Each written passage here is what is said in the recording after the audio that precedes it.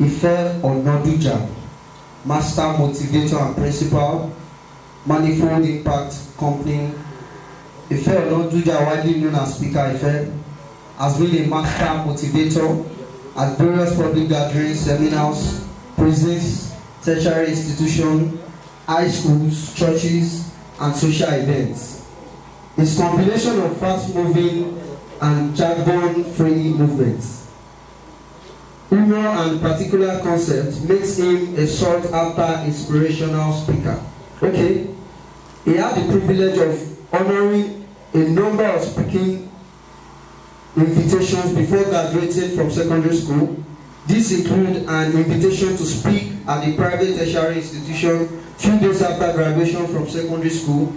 He co-organized his first seminar, Christian School Leavers Seminar. Shortly after graduating from secondary school, he was privileged to speak at various schools, churches, and public events. In 2013, he was invited by his alma mater, the same school where he was suspended, repeated, and expelled from, to speak to over 100 final year students of the school.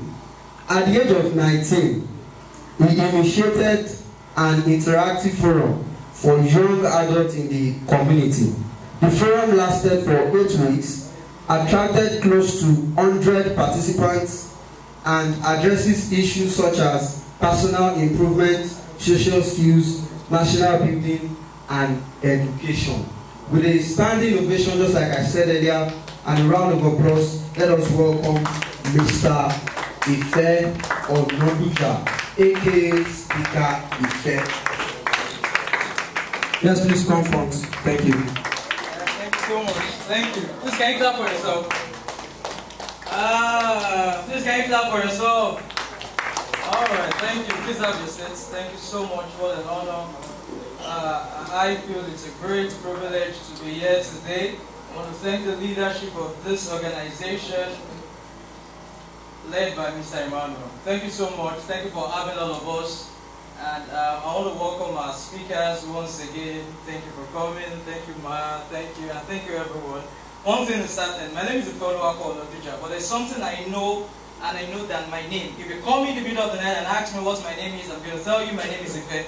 But there's something I know that my name, that if you pay attention this afternoon, it can be the most productive afternoon you've ever had in your life.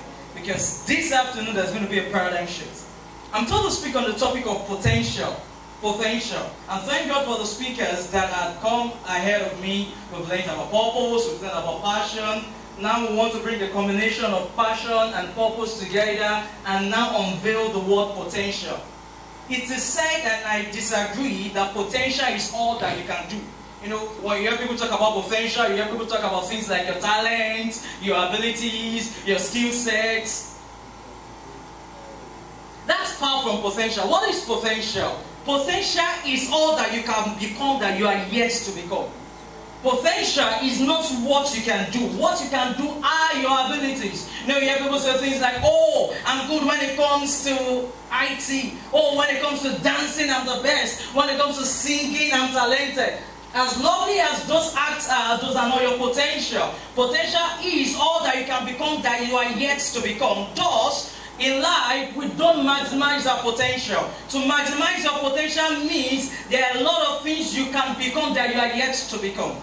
So the message I brought to you this morning, or better put, this afternoon, is how to minimize your potential. How to close the gap between possibilities and realities. How to stop dreaming like Miss Peter said, and wake up. But because of the limitation of time this afternoon, I'm going to be focusing on a particular principle that, if well understood, will enhance you in the journey of minimizing your potential in life. And so I'm here this morning to talk about ambition, a vehicle to minimizing your potential in life. I'll take that again. Ambition, a vehicle to minimizing your potential in life. You see, there are so many cliches that are so deep in her. You know, you hear people say things like, no, ambitious. All you need to have is vision. A man of vision. Okay. I used to have big dreams. I don't have big dreams anymore. Now I have deep dreams. Because there's no such thing as a big dream. I said, what do you mean by that? What I mean by that is, what is the peak of peak? You know, peak, P-E-A-K. What is the peak of peak? Thank you. Peak. I like that. Alright, so ambition. What is ambition? Ambition is the fuel of vision. Ambition is not a vision. Ambition is the fuel of vision. Why vision is about aspiration, ambition is about action. And so in my little time on planet Earth, I've seen a lot of people with high vision but zero ambition.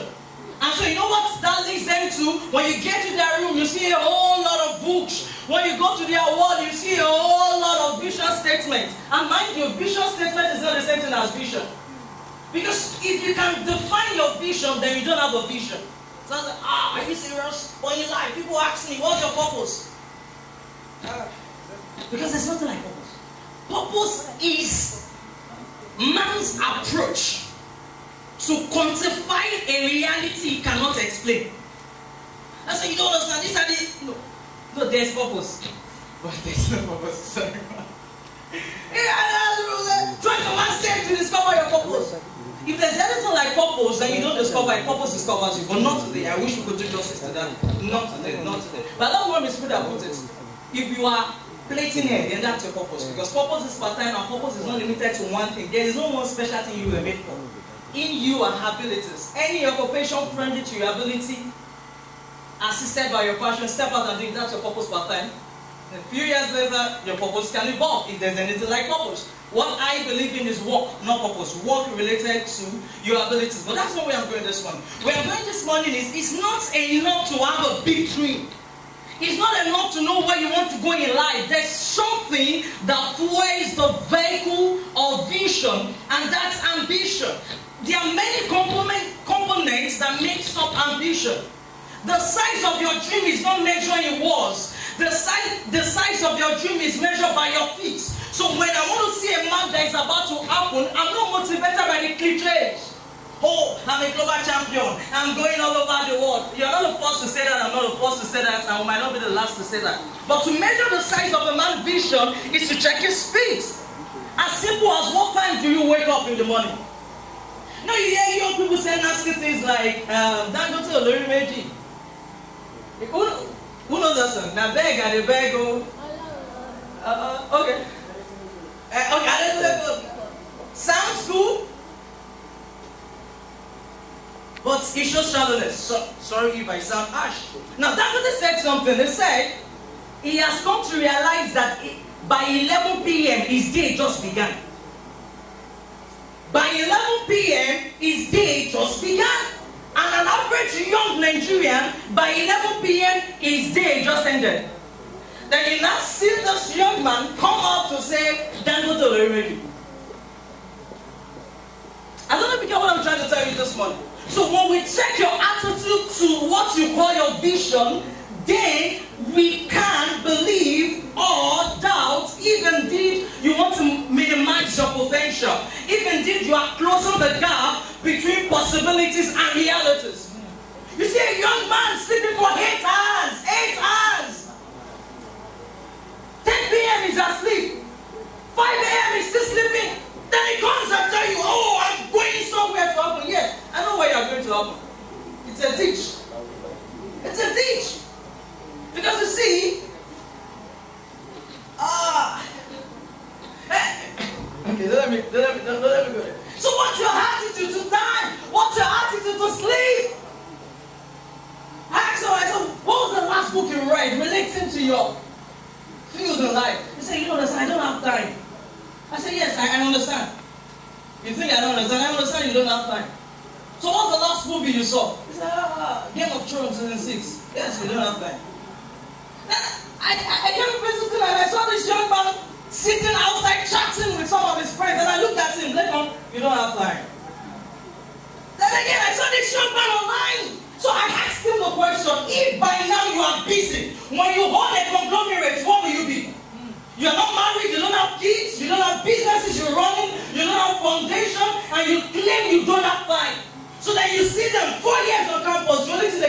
of a university degree. As though a university degree is a qualification.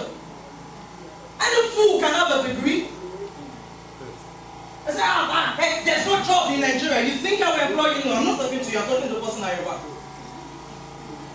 Oh, there's no job in Nigeria. You think I will employ you because you have a degree? Is a degree a passport to employment? Why should I employ you? What do you have to offer my business? Because I just want to throw out money, I just want to employ you. He said, but sir, I'm a graduate my foot. Graduate my foot. If you train a dog where the dog will sit, if you tell a dog to sit, after training he will sit. If you tell him to shake, he will shake. So what's your competitive advantage in life? I love the way the former chairman of the General Electric put it, Jack Walsh. He said, if you don't have a competitive advantage, then don't compete. We have over 900,000 folks in Nigeria that have a university degree. So aside your university degree, what's your head in life? The government should do something. We have gone to school. No! You see that? What was the last book you read? And when was the last time you read it? I thought I was a good reader until I read about Jack Canfield, one of the leading motivators in the world. Jack Canfield said at his age, he reads a book every 2 days. And then I asked myself a question. Young man, what are you doing with your life? You think just having a vision is a passport to greater height? I said, you don't understand, I'm different. Guys, if you are ambitious and you don't have a vision, you will succeed in life. Because vision is overrated. It's overrated. It's about your drive. What keeps you going? What keeps you going? I was listening, I was reading a profile of a successful professional in Nigeria recently, and he said he realized that, similar to what that brother said, he realized that by 3 a.m. the day just started. By 3 a.m. the day just started. The fellow was saying that he has noticed that most of the top professionals he has related with in Nigeria, that they are up by 3, 4 a.m. Doing what? Doing what? Then you... Okay, don't let me enter a religious issue. If your success in life surprises you, you don't deserve it. You don't deserve it. That's right. You see, someone say, hey, but it's in the hands of God. No. Miracles are not the acts of God. Miracles are the acts of men that yield to God. Miracles are partnership between God and man. So if I get up this afternoon, and when I get home, visiting my parents, I discover that there's a naming ceremony happening in my house, I'm going to question things. Who get that? And then I heard it's my mom. No, she was not pregnant. So it's that she adopted the baby, or you're trying to play games here. So it means that I'm surprised. Why? Because my mom was not pregnant when I left the house. If she was pregnant, I wouldn't be surprised. I would be excited. So if success per time surprises you, you don't own it. The difference between the man or the woman that carries a baby in her hand and that which carries a baby in her womb is that there is no difference. They are both carrying a baby. So, that is when you see a man that has minimized his potential, there's just one thing he needs: time. You just give him time. Just give him time. Just give him time. Alibaba, not Alibaba the comedian, the founder of that multinational company in China. When the company was about to kick off, he called his friends together and told them, guys, this is where we are going. And today that company is taking over the world. I said, hey, but they came to share the vision. No, look beyond sharing the vision. Look at the sacrifice that we're putting in it. Now I'm speaking, so people are taking pictures. No, it sounds like, you know something. It shows your aptitude. It shows your aptitude to knowledge. Aptitude to knowledge. Ask an average undergraduate, can you write a resume? He can't write a resume. 400 level, you can't write a resume. I say, I've finished my project. Project my foot. Any fool can write a project. Pay a man outside there, he's going to do your project for you. What's your competitive advantage in life? What is your goal to acquire a new skill?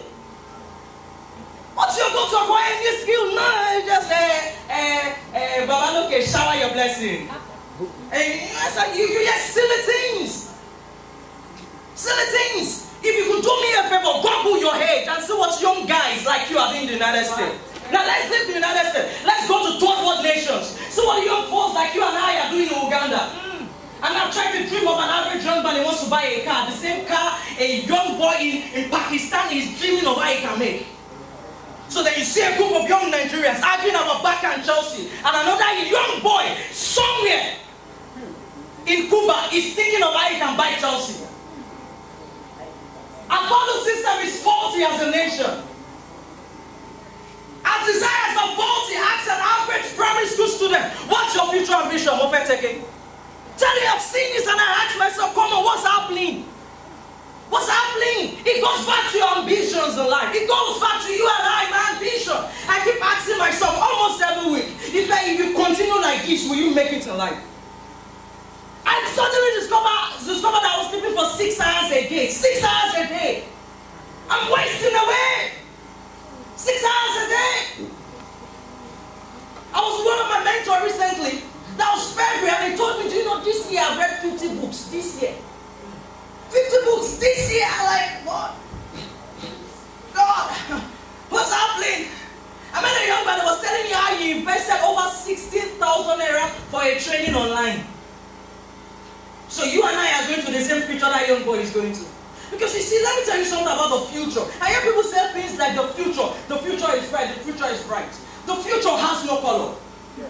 I was discussing with the future recently. They suddenly, the future revealed a secret to me about herself. She said, young man, you know what? I don't have color. I only reflect the color of the person coming into me. Wow. So the question is, what color are you taking into the future? What color are you taking into the future? So I ask a young man, what do you want to be in life? Anything. I just want to hammer. The question I ask myself is, the next 35 years, if my name is mentioned in China, will it ring a bell? In the next 40 years, when you mention my name in Cuba, what will come? You know there's some names you mention now. If I mention it now, what is going to come to your mind is error. Error. I want my life to matter in life.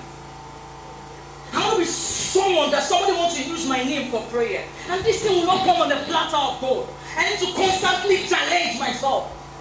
You know the place I work, some of our fellow staff look at me and say, young man, your own is too much. I said, because where we are going is different. So when your hunger has left your stomach and come to your head, you start thinking differently. You start thinking because your hunger is no longer in your stomach. So wake up! 6:30 a.m. in the jungle, you see people playing Ludo. Then you know where they are going to. No, you even know where they are coming from. They go for lectures. I said, what are you doing? We are just waiting for the lecturer. Abuse of time. Sorry, abuse of existence. If my day is not bright, how can my future be bright? Because there's no such thing as the future. The future is a combination of days. The same way a mountain is a combination of stones. So if I can't successfully have a successful day, what is the audacity that will have a successful future? Come back from lecture. You know the next thing? What did they all? Then they sit, then they gist. Then they talk from afternoon to evening. I said, I should be school hour.